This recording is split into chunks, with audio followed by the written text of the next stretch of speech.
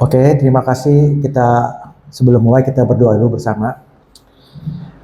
Bapa, di dalam nama Tuhan Yesus, kami mengucap syukur untuk malam hari ini kami bisa berkumpul kembali mendengarkan firman-Mu yang memerdekakan kami. Bapa, terima kasih. Biarlah tanah hati kami menjadi tanah yang subur, firman itu jatuh dan tumbuh berbuah beratus kali lipat. Di dalam nama Tuhan Yesus kami siap sambut firman Tuhan. Shalom. Sampai ketemu lagi. Teman-teman, ada yang belum kenal saya di sini? Mungkin Pak Ari ya. Oke, nama saya Pak Rudi.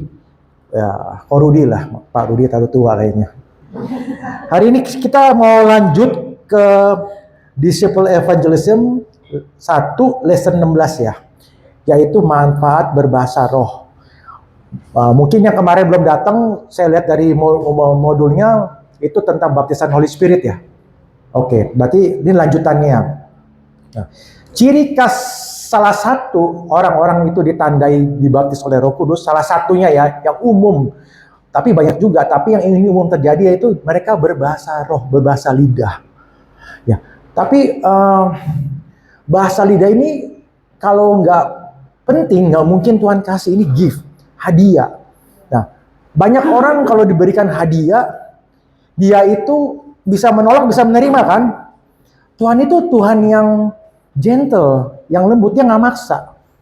Jadi kalau orang nggak mau terima, ya dia nggak akan dapat hadiah tuh. Jadi pas dikasih hadiah dia nggak ambil, dia nggak terima. Nah, ini masalah doktrin gereja ya. Saya nggak bawa nama denominasi tertentu, tapi ini salah satu gift karunia yang ditentang oleh iblis.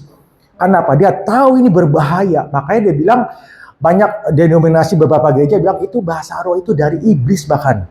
Atau bahkan bahasa roh itu udah nggak terjadi lagi. Itu zaman pas saat rasul-rasul. Zaman saat Alkitab belum dicetak dalam berbagai bahasa. Pas pencurahan Roh Kudus di Yerusalem, mereka berbahasa-bahasa daerahnya. Dari pendatang dari ke Yerusalem kan, bahasa Mesir, bahasa apa, menggunakan bahasa dialek masing-masing. Nah, sekarang Injil udah dicetak dalam berbagai bahasa, bahasa roh itu udah nggak ada.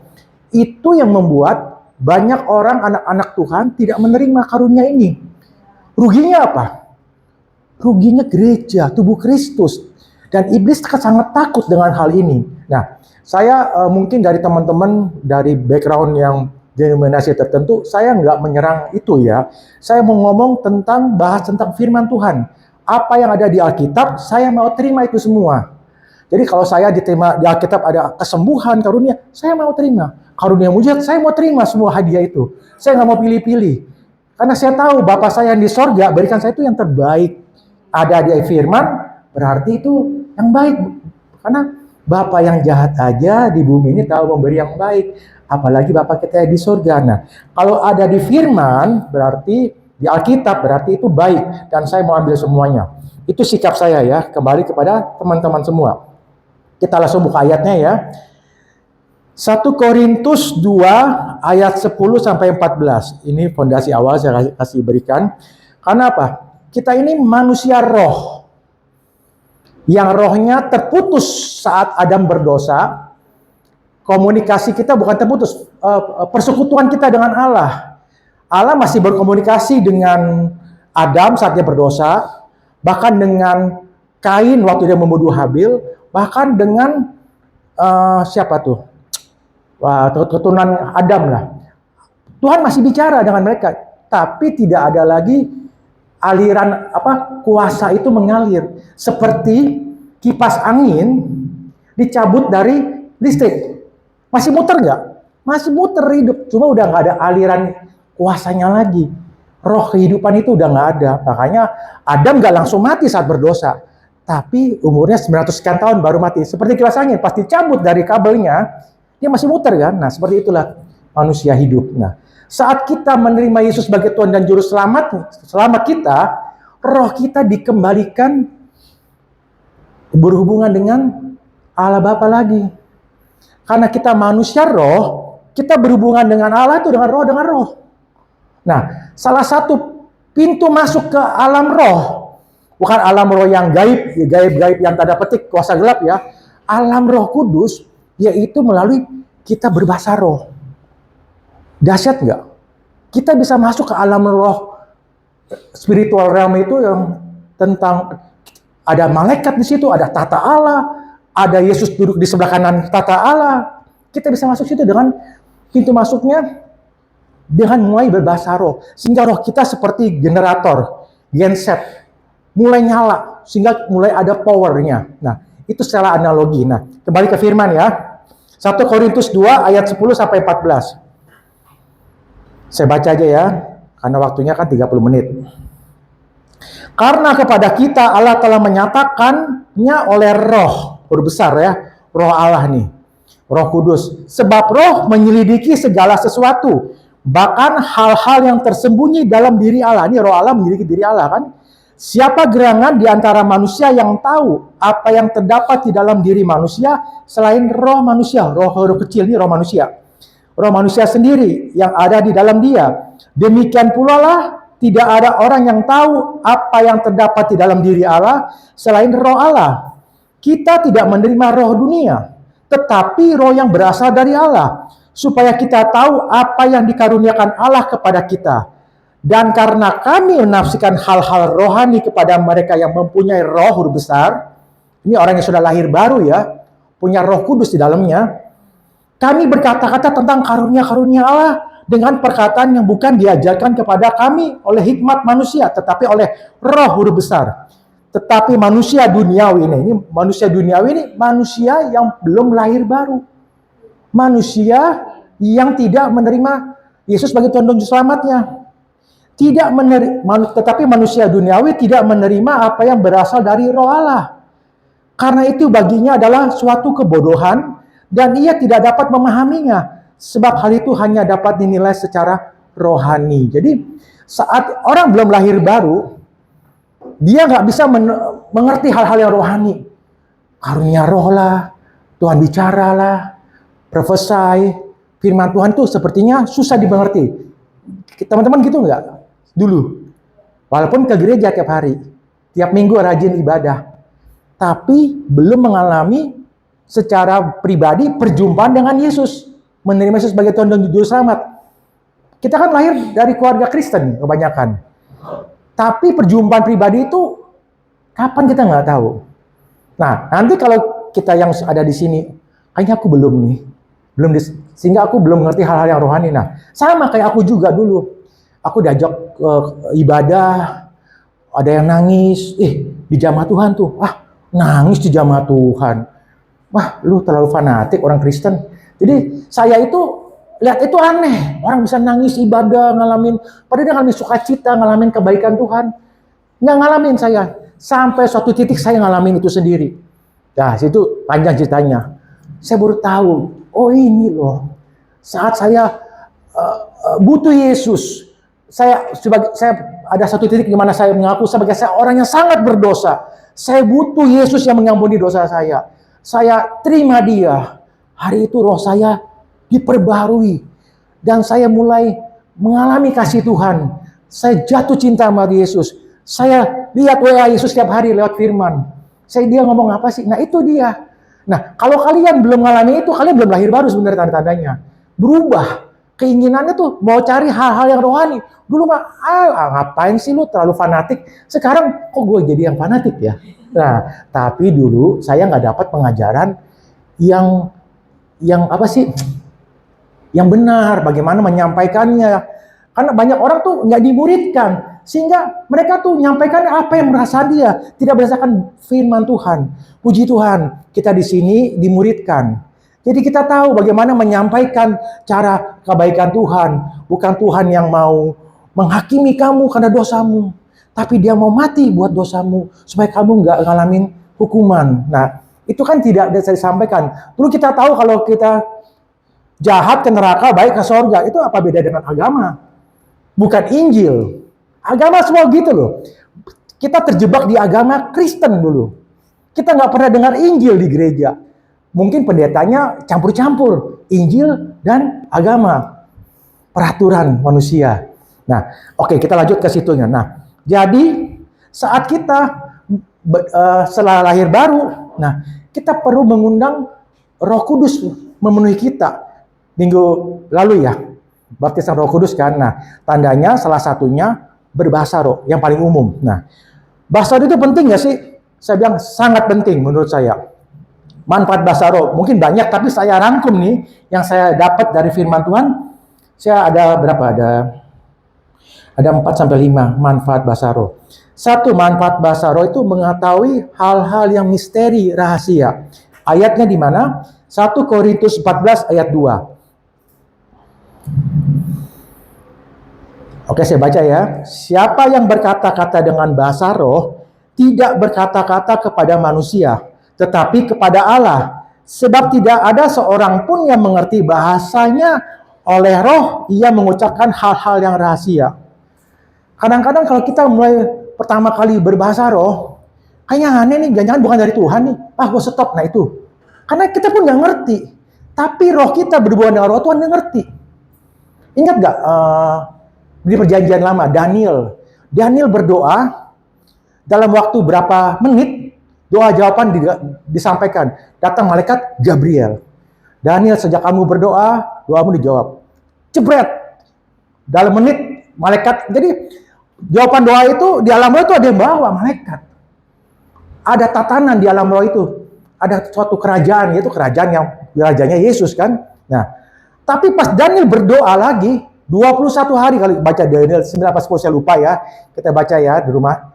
21 hari dia baru dapat jawaban doa. Akhirnya datanglah malaikat Gabriel, dia bilang, Daniel, doamu udah didengar, tapi saat dibawa pesan, penghulu negara Persia itu menghalangi. Itu apa? Penghulu itu penguasa. Jadi ada iblis yang ngalangin mereka yang menguasai Persia itu. Sehingga datanglah malaikat Mikael berperang sehingga aku bisa menyampaikan. Jadi jawaban doanya bisa lama, bukan nggak dijawab Tuhan. Karena apa? Karena iblis bisa mencuri doa kita nggak? Makanya hati-hati kalau kita berdoa, tahu-tahu dijawab, kamu uji. Apakah ini dari Tuhan atau dari iblis? Bisa jawab nggak? Bisa, tapi itu yang membuat kita celaka. Tapi kalau kita gunakan bahasa roh, itu nggak tahu artinya apa. Tapi Allah yang tahu dengan roh kita bersama Roh Kudus. Ngerti gak? Jadi kalau bahasa roh aja. Jangan terintimidasi. Kok nggak ngerti? Emang nggak ngerti. Nah, itu salah satu. Mengetahui hal-hal yang misteri. Kedua apa?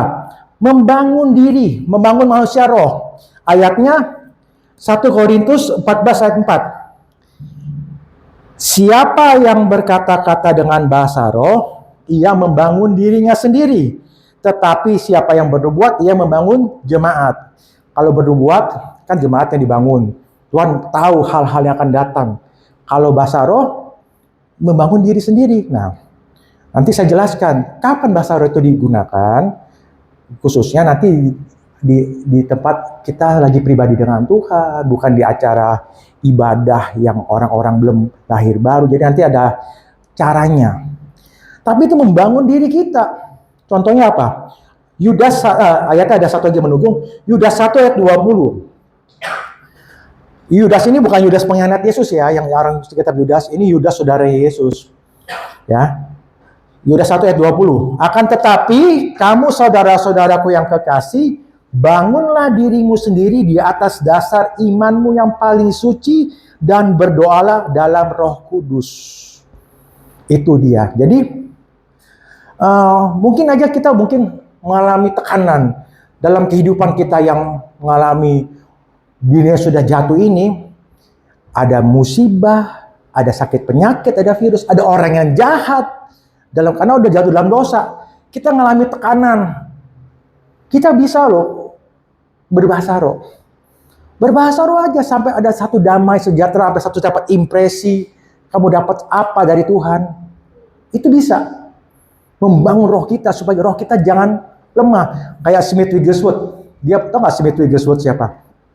Rasul Iman. Abad ke-19 itu. Abad 20 awal abad 20. Dia itu bangkitkan orang mati belasan orang termasuk istrinya. 3 kali mati dia bangkitkan. Sampai istri bilang, kamu jangan panggil aku lagi, aku mau pulang.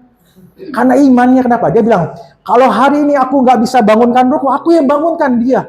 Dia semangat. Jadi apa? bukan dia ikutin roh. Berarti artinya apa? Kalau kita pun lagi lemah, kok ada sesuatu yang menekan kita, kita nggak tahu apa. Pernah nggak gitu? Kok hari ini kayak gimana? Yuk berbahasa roh, membangun roh kita, manusia roh kita. Kapan sampai kamu merasa ada ini? Prakteknya seperti itu. Ini yang saya alami ya, dan beberapa teman saya. Jadi bisa macam-macam caranya, tapi salah satu itu. Yang ketiga apa? Manfaat bahasa roh. Mengetahui kebenaran, pewahyuan, dan masa depan. Ayatnya di mana? Karena kalau kita, 1 Korintus 14 ayat 13. Karena itu siapa yang berkata-kata dengan bahasa roh, ia harus berdoa supaya kepadanya diberikan karunia untuk menafsirkannya. Tuhan itu nggak hanya berikan karunia bahasa roh, tapi nggak ada tafsirannya. Tafsiran itu bukan penterjemah ya, bukan kayak Google Translate ya. Seperti pengertian. Jadi ada karunia bahasa roh, ada karunia menafsirkan. Itu satu paket sebenarnya. Kalau kita dapat bahasa roh, karunia, kita minta juga. Aku juga minta karunia menafsirkan. Supaya apa? Saat kita berbahasa roh, kita tahu nih, apa yang Tuhan mau bicarakan, sampaikan kepada kita, bahkan kepada orang lain. Kita nggak tahu. Nah, kadang-kadang itu bisa tentang masa depan, bisa tentang kebenaran, pewahyuan. Seperti Paulus ya. Paulus itu dia berbahasa roh lebih daripada orang lain. Dia tuh berbahasa roh, tapi dia nggak gunakan lagi pengajaran ibadah jemaat. Enggak. Saya percaya dia pasti waktu-waktu dia sendiri, dia berbahasa roh. Sehingga dia begitu banyak mendapat pewahyuan tentang Allah, tentang kasih karunia. Sehingga dia dipakai Tuhan mengabarkan Injil, menulis Injil setengah dari perjanjian baru. Oke. Satu ayat yang lain, ya ayat pendukungnya 1 Korintus 14 ayat 18 sampai 19. Ini Paulus ngomong begini, aku mengucap syukur kepada Allah bahwa aku berkata-kata dengan bahasa roh lebih daripada kamu semua. Tetapi dalam pertemuan jemaat, aku lebih suka mengucapkan 5 kata yang dapat dimengerti untuk mengajar orang lain juga daripada beribu-ribu dengan kata-kata berbahasa roh. Jadi ya, bahasa roh itu ada tempatnya. Kadang-kadang karena kita kebablasan, kita dibilang aneh sama orang. Kalau dalam pertemuan prayer meeting yang sudah dibaptis Roh Kudus, marilah kita berbahasa roh. Cuma kalau ada kita ibadah umum, menurut nanti sebenarnya kalau kita bahasa 1 Korintus 14 itu ada acara-acaranya. Kita nggak boleh berbahasa roh sembarangan. Tuhan mau kita tertib. Jadi banyak gereja ya, bukan saya nggak milih siapapun. Ayo bahasa roh, orang yang baru datang nih, orang gila kali ya. Ada di situ tulis juga. Enggak begitu, ada waktunya. Bahasa roh itu kita gunakan saat kita lagi intimacy atau kita prayer meeting sama-sama teman-teman yang sudah dibaptis Roh Kudus. Frekuensinya sama sehingga ada nanti pewahyuan yang turun, dapat dari siapa, itu biasa gitu. Cuma kalau untuk ibadah umum, sebaiknya jangan. Boleh mungkin sedikit. Nah, ada satu tempat, saya nggak usah sebut namanya, nanti saya sebut, saya tahu. Itu khotbahnya pakai bahasa roh. Jadi ada yang menafsirkannya. 3 orang pendetanya khotbah pakai bahasa roh, diterjemahkan, bukan ditafsirkan. Saya bilang nih yang jago penterjemahnya nih. Karena dia misalnya terjemahin yang salah, dia nggak mungkin protes dong, nanti ketahuan. Ada, itu berjam-jam ibadahnya. Itu sebenarnya ada nanti ya, ini kan direkam, jangan. Hati-hati, banyak pengajaran-pengajaran yang kayaknya ngeroh, tapi tidak sesuai dengan Bible. Bukannya nggak boleh kita ngeroh, tapi harus sesuai dengan firman Tuhan. Seperti apa? Karena kita manusia roh. Tuhan mau bicara kita lewat roh. Nah, oke. Terus kita mengetahui dia tentang masa-masa depan. Oke. Ayatnya Yohanes 16 ayat 13. Yohanes 16 ayat 13. Tetapi apabila ia datang, yaitu roh kebenaran, ia akan memimpin kamu ke dalam seluruh kebenaran. Sebab ia tidak akan berkata-kata dari dirinya sendiri, tetapi segala sesuatu yang didengarnya, itulah yang dikatakannya, dan ia akan memberitakan kepadamu hal-hal yang akan datang. Nah, saya mau cerita tentang kesaksian saya. Jadi, Roh Kudus tahu apa yang akan terjadi nanti di depan. Dia tahu.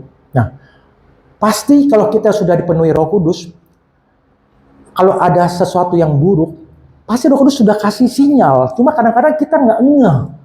Dia pasti kasih halangan supaya kita nggak ngalamin hal buruk. Cuma kadang-kadang kita nggak dengarkan, kita nggak kasih hati kita tuh lembut dengar. Kadang-kadang daging kita lebih kuat.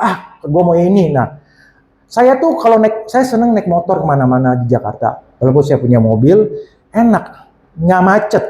Nah, di motor kalaupun tempat kena macet, aku berbahasa roh aja di motor. Di motor bahasa roh, bahasa dorihan dirada bokuriama. Aku bahasa roh kencang-kencang tutupin helm.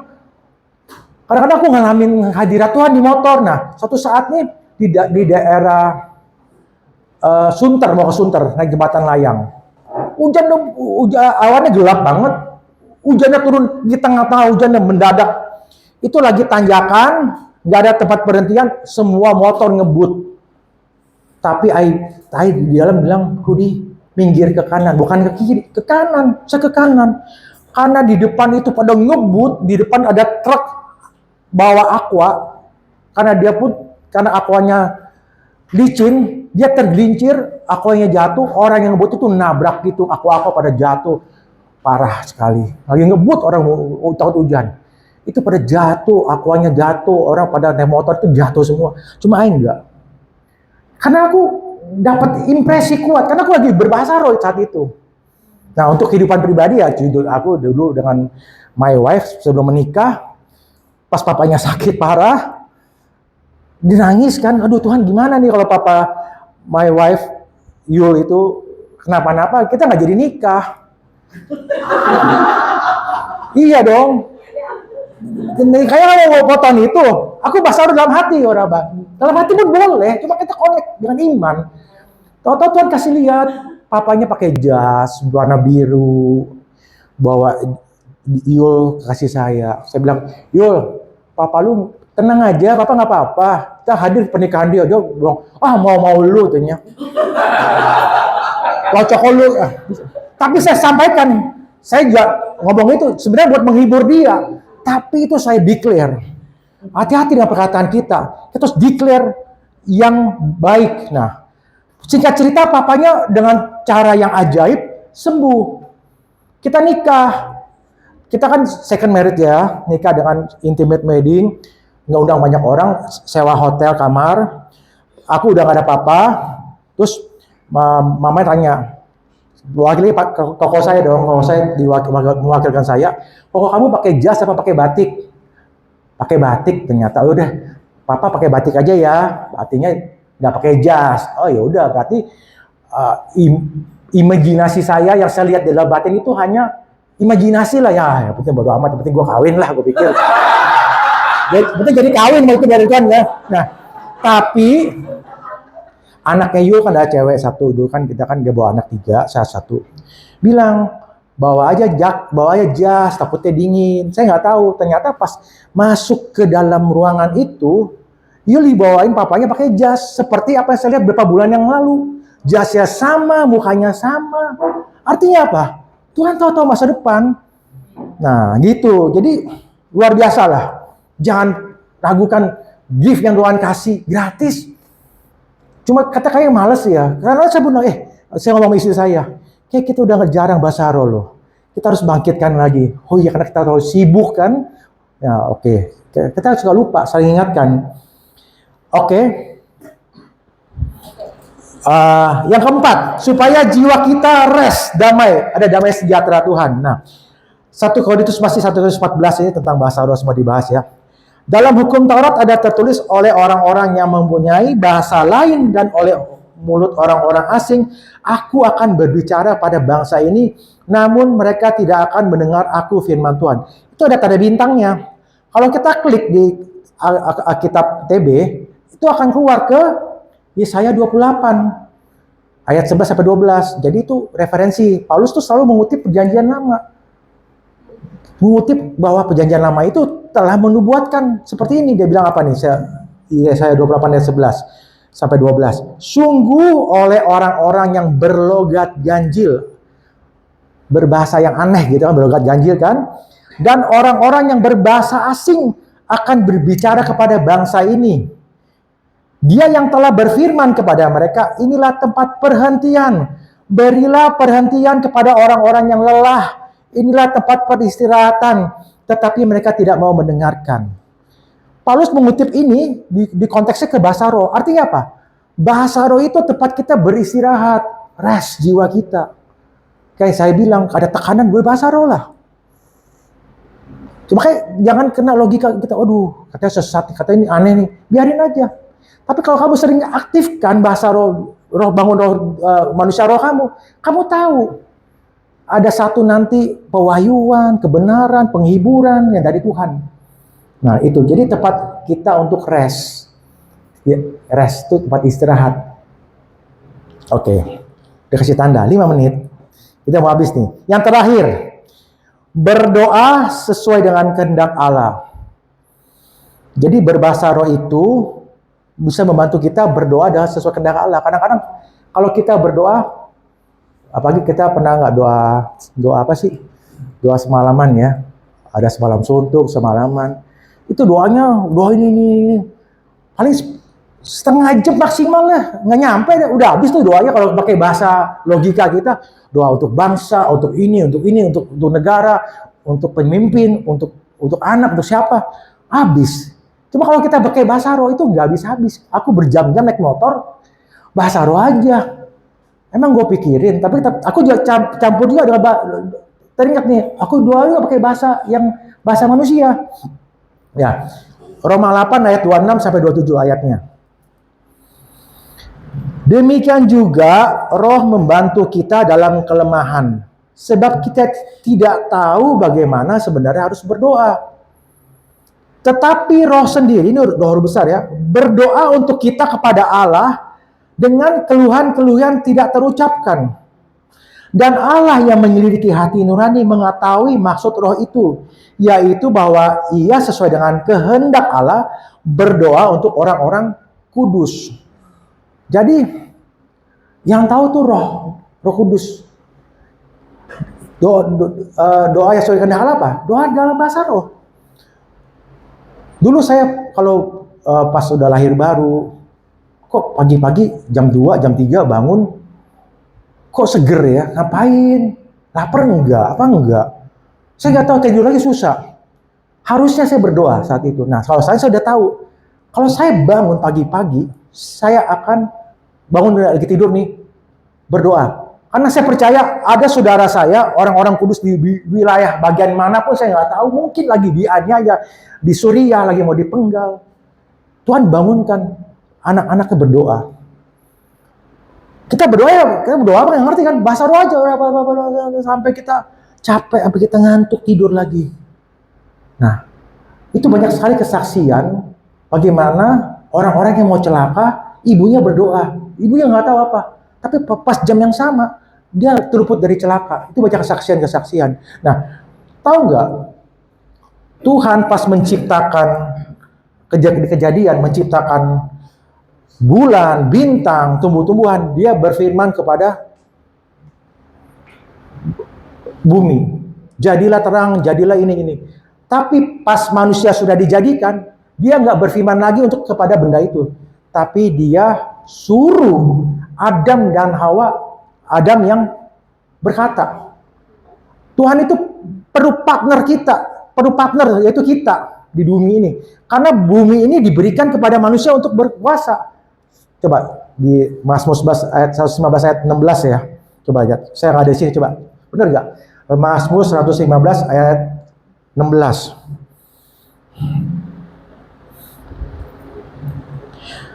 Jadi Tuhan nggak ikut campur tangan dalam arti apa? Orang kan percaya Tuhan itu kayak dalang yang menyebabkan musibah, menyebabkan apa? Enggak. Dia perlu orang-orang, yaitu apa, kita, ambasadornya. Untuk apa? Untuk menjadi wakil dia. Coba sebentar ya, kalau nggak salah. Ayat 16. Coba, benar nggak? Ntar dulu. Mazmur 119 ayat 16. Oke. Itu kepunyaan Tuhan dan bumi ini telah diberikannya kepada anak-anak manusia. Langit kepunyaan Tuhan dan bumi ini telah diberikannya kepada anak-anak manusia. Jadi bumi ini telah diberikan kepada Adam awalnya, berkuasa taklukkan bumi. Tapi Adam berdosa, mengikuti kehendak iblis, makanya pindah ke tangan si jahat. Tapi setelah Yesus mengalahkan iblis, kuasa itu bilang, kuasa Allah kepadaku telah diberikan kuasa di bumi dan di sorga. Ya, artinya saat kita percaya Yesus, kuasa itu diberikan kepada kita lagi, lebih dahsyat. Rohnya tinggal dalam kita, rohnya menciptakan Adam tinggal dalam kita. Tuhan perlu partner. Makanya saat kita ada masalah, kita berdoa sesuai dengan kehendak Allah itu apa? Tuhan itu perlu orang-orang yang berdoa untuk orang lain. Kita nggak tahu, makanya bahasa itu penting. Kenapa? Kita nggak tahu mau doakan apa, tapi itulah yang keluar. Nah, ayat Roma 5 ayat Roma 8 ayat 28 kan tahu kan ayatnya kan, Roma 8 ayat 28, tapi sebelum kejadian ke situ kan ayatnya ini tadi. Dan Allah menyelidiki hati nurani, mengetahui maksud roh itu, yang yaitu bahwa ia sesuai dengan kehendak Allah, berdoa untuk orang-orang kudus. Baru ayat 28-nya, kita tahu sekarang bahwa Allah turut bekerja dalam segala sesuatu untuk mendatangkan kebaikan bagi orang yang mengasihi Dia, yaitu orang yang mereka yang terpanggil sesuai dengan rencana Allah. Jadi ayat 28 ini kronologisnya dari ayat tadi. Berdoa dengan bahasa roh, baru Tuhan turut bekerja dalam segala perkara untuk orang-orang, mendatangkan kebaikan buat orang yang berbahasa roh. Jadi ada kronologisnya, ayat ini nggak boleh ditafsir satu. Ini kan dari ayat 26 urutannya. 26, 27, baru 28. Baru kita tahu Allah turut bekerja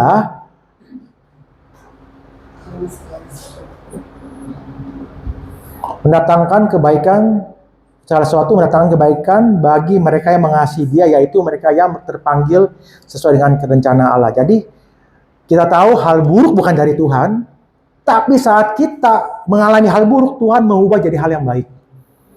Ingat ya, hal buruk dari si jahat pencuri, yang baik selalu dari Tuhan. Itu teologi yang paling gampang.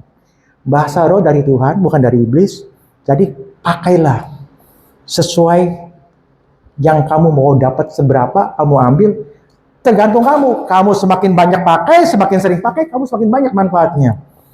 Oke, kita tutup ya. Nanti tanya jawab setelah ini lebih detail. Karena ini bahasa roh itu luas sekali cakupannya. Saya nggak bisa terangin terlalu banyak karena waktunya terbatas. Kita tutup ya. Oke, Bapak terima kasih untuk malam ini. Biarlah hati kami yang mendengarkan firman Tuhan dimerdekakan. Dan kami percaya Bapak adalah Bapak yang baik, tidak pernah memberikan yang buruk.